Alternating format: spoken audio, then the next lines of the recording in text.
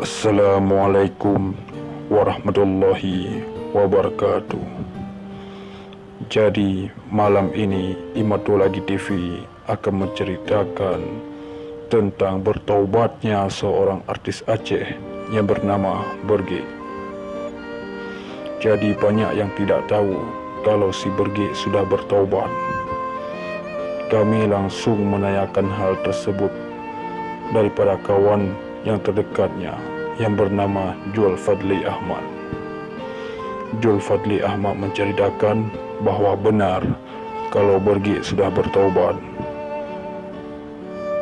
dan dia melihat langsung setiap malam si Berge selalu bertahajud dan berzikir dan juga membaca Quran sehingga sampainya waktu subuh. Dan ketika subuh pun dia langsung pergi ke masjid dan bersembahyang dengan berjamaah. Selepas sembahyang subuh, Berge pun terus berzikir sehingga masuk waktunya fardu duha. Dan ketika duha pun masuk, dia terus sembahyang salat sunat duha yang ditambahkan dengan kunut. Begitulah cerita daripada kawannya yang bernama Jul Fadli Ahmad. Tapi yang menjadi pertanyaan kami dari tim Imatulagi TV, apa penyebabnya si Berge ini bertaubat dan berubah? Jadi kami tidak puas. Kami pun menanyakan hal itu langsung kepada kawan baiknya atau manajemennya yang bernama Adi Masyotra. Dan Adi Masyotra pun membagi tahu bahawa benar kalau Berge itu telah berubah dan selalu salat tahajud dan berzikir sehingga dia tak pernah lekang daripada selawat.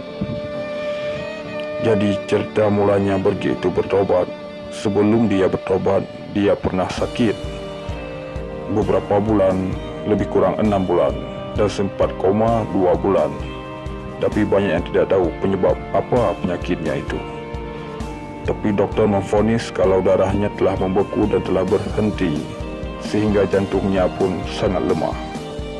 Dan setelah beberapa hari kemudian pun dia tersadar, dan ketika dia bangun dia terus menangis dan bertaubat. Dari situlah awal mulanya artis Aceh Berge bertaubat. Jadi begitulah kesimpulannya bahwa Berge itu benar-benar telah bertaubat. Jadi sekian dan terima kasih kerana anda telah mendengar dan menonton dari channel Imatulagi TV. Jangan lupa untuk subscribe channel ini biar channel ini semakin berkembang. Sekian dan terima kasih.